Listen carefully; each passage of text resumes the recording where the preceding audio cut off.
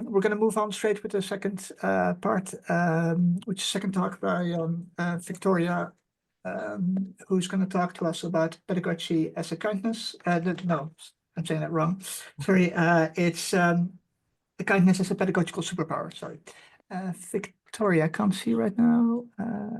There you are. Hey, are you happy to take the floor? I can take over. Thank you very much. Thank you for having me. And thank you, Salma. I don't think mine's going to be quite so mind-bending, actually, my session this afternoon. It's hopefully a little bit more relaxing, maybe, but I'm not sure. I've got some questions for you, but it's not going to be in such a quizzical kind of way. But thank you very much for that. I really, really enjoyed it. Thank you. So I'm going to just share my screen with you, and we will get started. So if I go to here and go here. Yeah, can someone give me a thumbs up and let me know you can see that? Great, okay, thank you. So yeah, title of my session then, Kindness as a Pedagogical Superpower, Securing Student Outcomes in an AI-Driven World. We've already had a session thinking about artificial intelligence, and I'm going to be really getting to think about how we might be encouraging students to be developing the skills that, at the moment at least, AI is perhaps not helping us so much with. So I'm going to pose a question first of all, and hopefully I'll be able to see in the chat responses we've got to this. If AI can generate knowledge, what uniquely human skills do our students need to thrive? And that thriving can be as a student, or it could be in their later life in employment or in their wider life.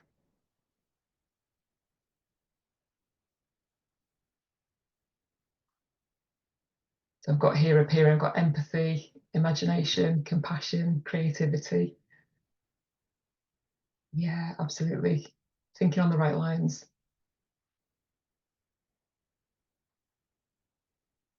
So question there, can AI generate knowledge or data? I'm not sure in my 20 minutes I've got a chance to explore that in such depth, but I'm going to hold on to that question if you don't mind. Resilience, understanding, self-awareness, creativity all coming through. So yeah, useful to see your thoughts on this and what it actually means to be educated, possibly reflecting on that. I'm going to tell you a little bit about the kindness curriculum and the work that we've been doing over the last couple of years at Kaplan International Pathways, and to explain a little bit of the learning that maybe you might want to take into your experiences as well. So just a little bit of background then. So Kaplan have worked for the last 5, if not more years, with an organisation called the Kindness Factory, a not-for-profit organisation. And particularly working alongside the founder of that, Kath Koshal, who's actually the author of this book as well, if anyone's interested in finding out more about her story, which is particularly breathtaking, actually, the life experiences that she's had and what she's turned that into. And this idea of kindness is something that she approached my colleagues in Australia about, to say, I want to talk to students in schools about this. I want to try and get this as part of the kind of the wider curriculum. How do I do that? And we were struggling with that because there was kind of one of Kath and many, many thousands of schools. So how do we do it? So through a few sort of hop, skips and jumps, we developed some teaching materials that students could have in classroom settings. So I'm talking about children right from kindergarten age right through the compulsory school age in Australia. And they were based around 12 attributes of kindness, and some of them you've already mentioned here today, and a few others as well. We've done quite a bit of work on it in terms of trying to make sure this is evidence-based, and activities were linked to these kindness attributes, and trying to sort of focus on how we could have teachers in schools teaching some of these themes to students alongside the main teaching curriculum that they were offering. They came to me in the UK as part of Kaplan's, a really large organisation, came to me to say, can you help me get this into schools in the UK? And that's not where I work. You know, I work within higher education. So I said, you know what we can do is we can develop those materials into activities that we can offer to our pathway students. Now, these are international students who are coming to the UK to study away from home for the first time. And at the time, I was working quite a lot on employability and work readiness. And I thought, these skills might be useful if we can provide them to our students to help them during their transition to HE, but also their transition beyond that into the workplace as well. So there was a really strong employability and sort of work readiness theme to that at first. But since that, it's really evolved into more consideration of kind of social emotional learning, well-being, community engagement, and trying to help students be much more have much more sense of inclusion during their time in the learning environment. And it kind of links with something to do with the kind of future of jobs work that we've seen the World Economic Forum have done. So I was comparing actually from something they predicted in 2020 would be useful for people in 2025. What's that actually come out as the report that's come out just a couple of months ago, looking at the core skills now needed for 2025. I was quite interested that this kind of idea of resilience, stress tolerance, flexibility, some of these more what we might refer to as soft skills, but I don't like that term. I like to much prefer to talk to them as sort of like human transferable skills, because I think they are really quite hard and quite difficult sometimes. It was quite low in the rankings, but at least it featured there in 2020, thinking forward to what might be in 2025. And actually looking now where we're looking at for 2025, we're seeing resilience has gone right up to number 2, and we're seeing empathy and active listening has come in as part of that as well. So I just think this is kind of a really growing area. These were described as sort of new and emerging skills in that report in 2020. And it looks like we've kind of accepted them as really necessary for where we are here now in 2025. So we've taken that and we've built on the work, as I say, done for school-age children and developed some adult-level materials based on these 12 attributes. So you can see them all there: positivity, compassion, gratitude, collaboration, self-acceptance, and the list goes on. And I can see in the chat that you've already put some of these examples there that you'd already thought of. Some of the ones I didn't see quite so much before I referred back to my screen was trust, self-acceptance, humour. And one thing that the Kindness Factory is working on now is looking at how we connect some of these together, because actually, how do you offer humour in a compassionate way, in an honest way? How do you have self-acceptance in a field where sometimes trust can be variable? So trying to see how these interact and interplay with each other is the next level of the kind of research and the work we're doing here. We at International Pathways have added on a module around intercultural competence as well. So we are focusing on that, knowing that it's very important for all of our students, but particularly for our students who are studying in a completely different environment, usually in a completely different country for the first time. So what we've done now is we've developed a series of online packages, and what you're seeing in front of you is digital badges that we've now offered to students. And we've been really pleasantly surprised at the take-up from our students for these digital packages of learning.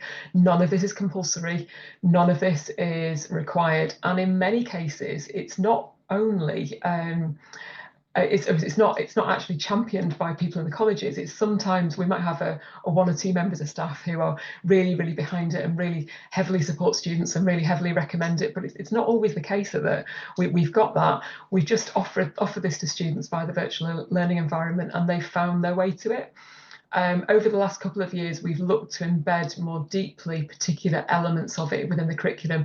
So, for example, where we've got opportunities for students to work on collaboration, we've tried to share that with students before their first group activities and team activities they've done with other students, because particularly in cross-cultural groups, that's not always easy and can sometimes be a challenge for students. We've been offering them the perspective package and the compassion package before assessments, so that they learn a little bit of that self-compassion before they're into their very first compulsory assessments, which can often feel quite challenging for students. So I'd like to ask then, what one small act of kindness have you received in a learning setting that's made a difference? And can you just first of all offer in the chat what those small acts of kindness are and what they look like and feel like to you?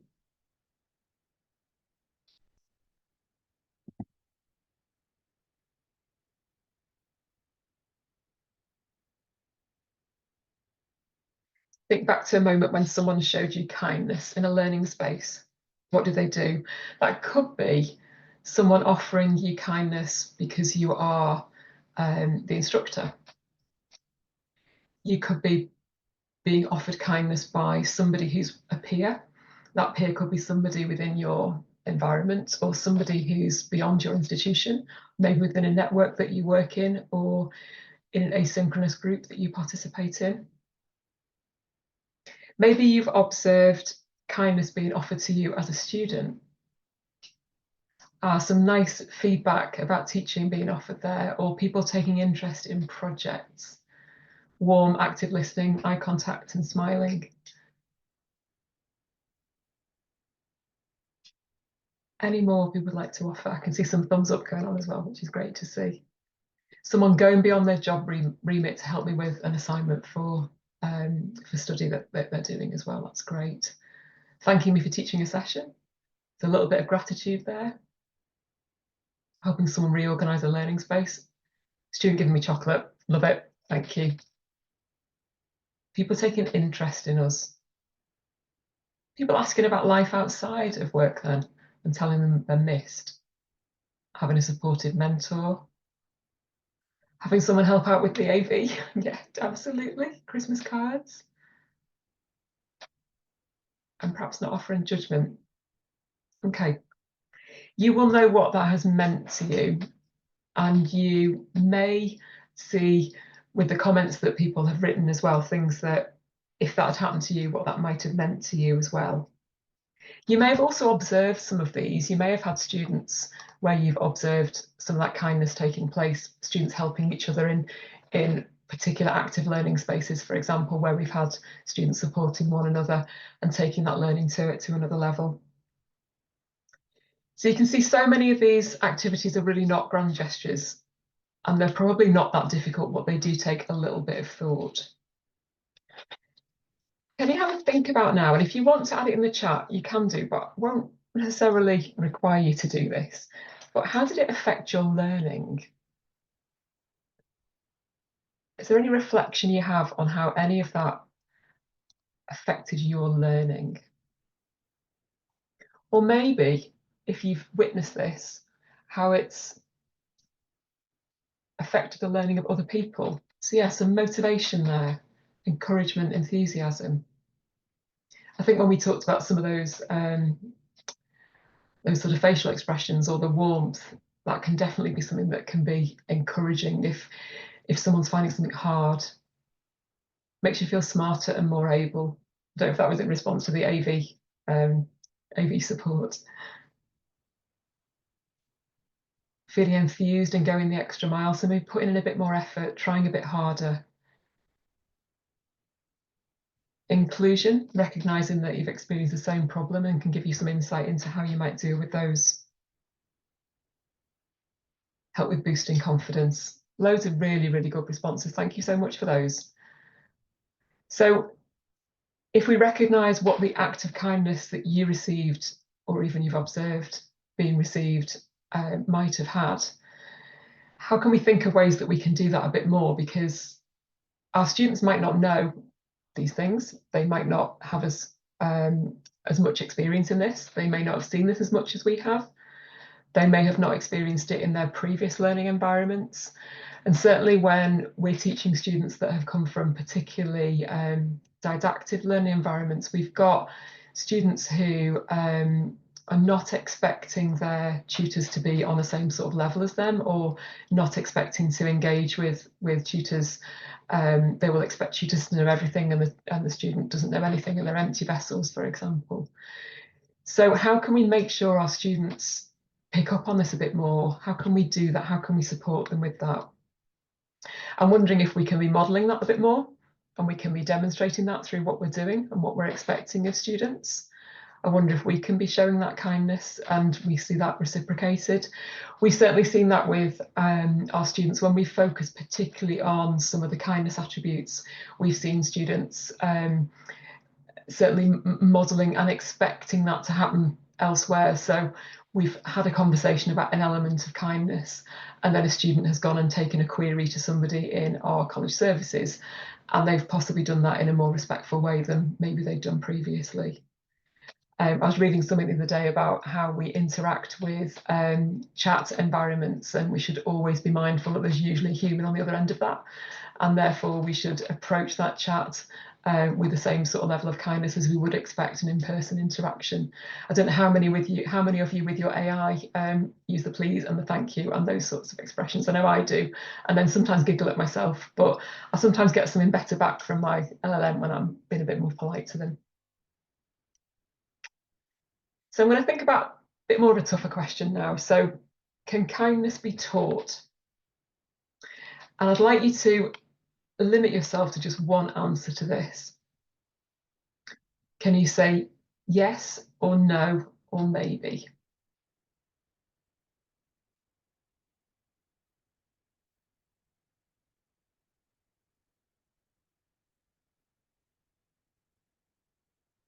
So we've got some yeses, some maybes.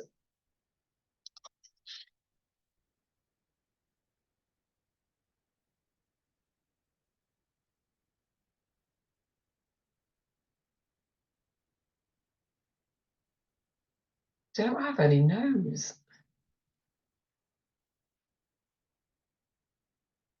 Really interesting. Okay, so a few yeses and a few maybes. And a further, more pressing question is, can kindness be assessed? And even if it can be assessed, should be. So you may have my thoughts around this already, but if kindness can be assessed, should we? And I'm just going to stop sharing my screen just for a moment on that one, because somebody challenged me even just earlier today on this. They were talking about how it's really helpful that we are sharing much more of this work elsewhere, and we're having students much more aware of the kind of co-curricular stuff that we're doing with our pathway students. You know, we're not just teaching them the maths or the science or the English language, we're teaching them much more broadly than that. And straight away somebody sort of chimed in quite a senior meeting to say to me, well, you know, we should be marking this, we should be giving students a mark, we should be giving them a result. And my reaction to that was, oh, I'm not so sure about that. I can see we've already got a no and a no. Can we assess and should we assess? I think that's a can we assess no, should we assess no? Lucy, really interesting there around kind of OSCEs and in caring professions and professions where we might expect people to reflect particularly considerably. Really, really interesting. Yeah, significant learning model. I like that. Yeah. So we've got some yeses and some nos here. There's obviously absolutely no right answer to this one. But I suppose what I'm trying to get you to think about is, how do we, if we don't think about teaching it or assessing it necessarily, how do we create spaces where kindness becomes a habit?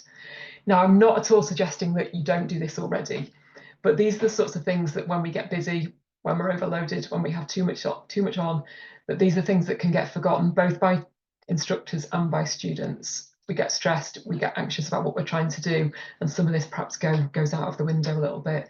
So trying to get us to think about, it's not about teaching it, but how do we create spaces so kindness becomes a habit? If we could measure it in that sort of way, then do we do some kind of tally maybe of when we've observed, and we try to look at how we would increase the numbers of times we've observed something, in the same way as I asked you to sort of reflect on things you observed before.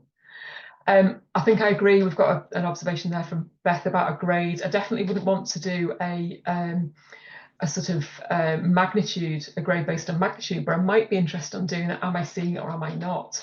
Because if I'm not seeing it, it might give me a reason as to why I might want to develop that and do that better or differently in the future, perhaps. Okay, so something for you to think about there. So creating spaces where kindness becomes a habit. Can I ask any of you who already do this habitually and frequently to share any ideas, because there may be some shared learning we could have from that, please. So any ideas at the moment that you already have some habits around sharing some of these kindness approaches? Modeling, yeah, I think I'd like to think anyway that that's something that we have managed to achieve with the things that we've been trying to do. because even just talking about it has allowed people to make a little bit of space for that. Talking about it has created a bit of expectation. Talking about it has given us a language to talk to students, to talk to staff as needed. And none of this in a really kind of punitive way, much more in a kind of developmental way, I would say. So keep thinking, if there are ways that you're doing this at the moment, think about things that you may have tried yourself. I'm just going to talk through a couple of examples of things that, again, are really, really simple to do, but you may not necessarily have thought to do these as a habit.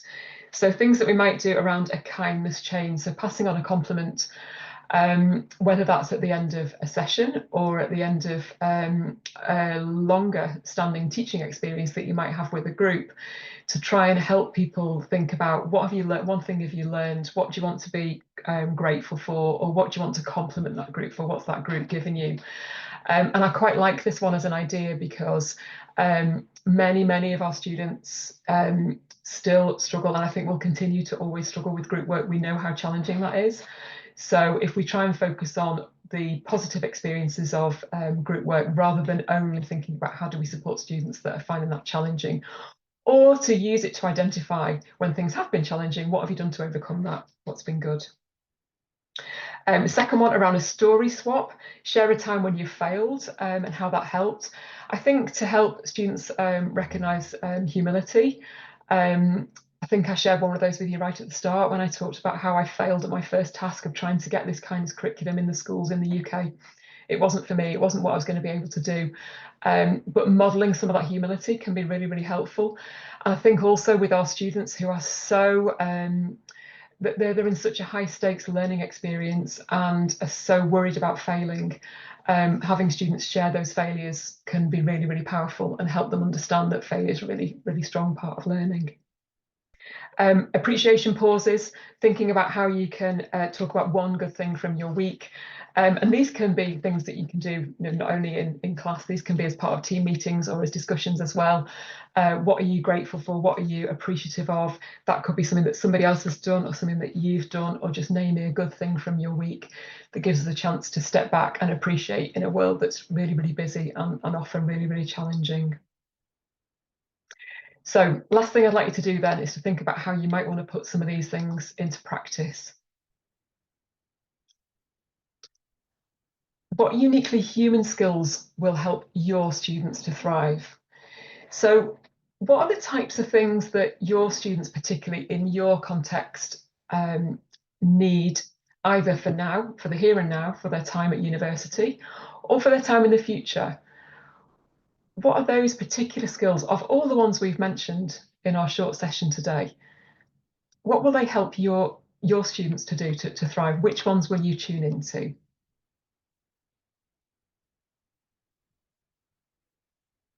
Confidence, attentive listening. Yeah, I think people can feel so valued when they've been listened to. Respond to emails, not always an easy one to do. Yeah, sense of humour.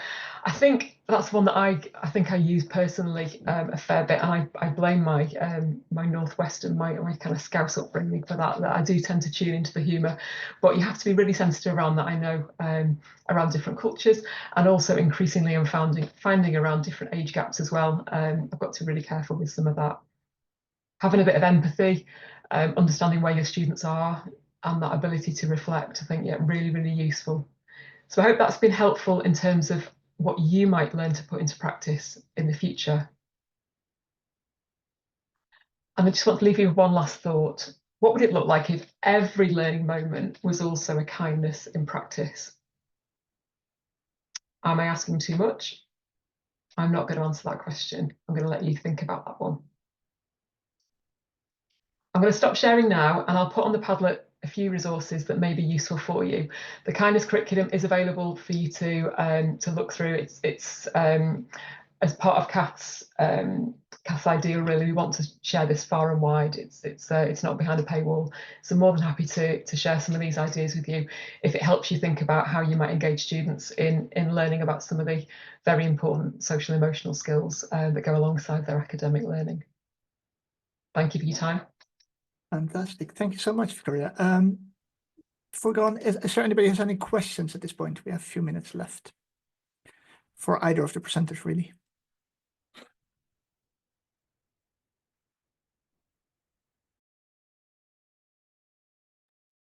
No?